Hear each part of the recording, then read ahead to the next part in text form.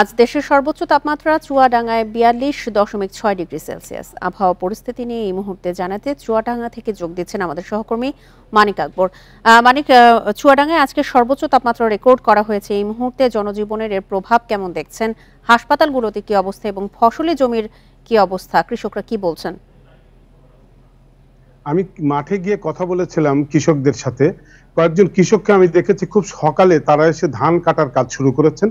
তো ওই কৃষকরা বলছিলেন যে একেবারেই ভোরবেলা যখন কেবল আকাশ ফর্সা হতে শুরু করে সেই সময় তারা মাঠে চলে আসছেন এবং তারা তাদের কাজ শুরু করছেন। তাদের বক্তব্য যে একটু দেরি হয়ে গেলে আসলে মাঠে আর কাজ করা যাচ্ছে না। তার কারণ সকাল ৮টার পর থেকে রোদের তাপ তীব্র আকার ধারণ করছে এবং বেলা ৯টা সাড়ে ৯টা বেজে গেলে মাঠে আর টিকে থাকা যাচ্ছে না। তো কৃষকরা বলছেন যে খুব ভোরে এসে কাজ না করলে কোনো উপায় নেই। তার কারণ এই সময় মাঠে এখন অনেক কাজের চাপ। এই সময় ধান কাটার সময় চলছে। এখন চুয়াডাঙ্গার মাঠে মাঠে পাট পরিচর্যার কাজ চলছে, কেউ কেউ পাট লাগাচ্ছেন।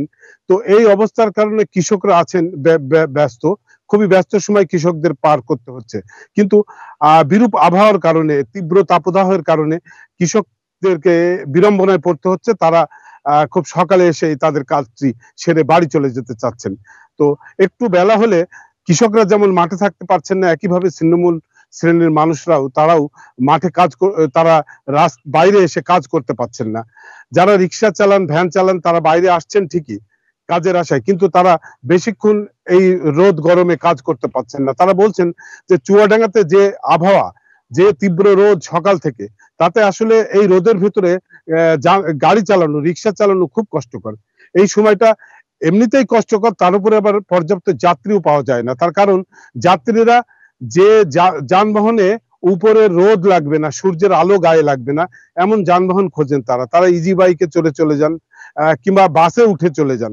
তারা খোলা ভ্যানে চড়তে চান না। যে কারণে যারা খোলা ভ্যান চালান তাদের জন্য কষ্টের এবং তাদের জন্য উপার্জনের উপায় কমে গেছে।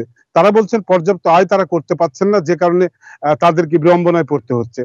আরেকটি ব্যাপার আমি দেখেছি, সেটা হচ্ছে হাসপাতালে কিন্তু রোগীর চাপ বেড়েছে। হাসপাতালের বহির্বিভাগে যেমন চাপ আছে, সব বয়সী মানুষরা সেখানে আসছেন এবং এই সময়ে চিকিৎসকরা বলছিলেন যে তীব্র গরমের কারণেই মূলত রোগীর চাপ বেশি।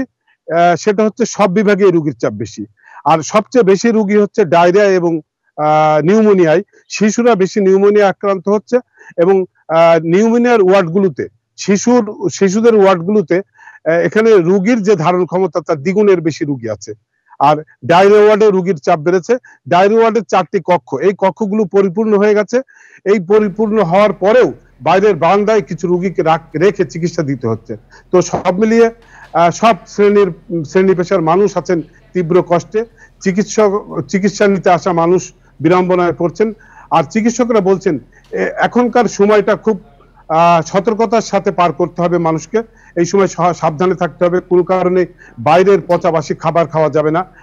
তাদেরকে ঘরের তৈরি খাবার খেতে হবে এবং বেশি সময় ধরে তরল জাতীয় খাবার খেয়ে থাকতে হবে। অন্য কোনো খাবার না খেয়ে সাবধানে থাকতে হবে। চুয়াডাঙ্গা থেকে আবহাওয়ার সবশেষ তথ্য জানাচ্ছিলেন আমাদের সহকর্মী মানিক আকবর।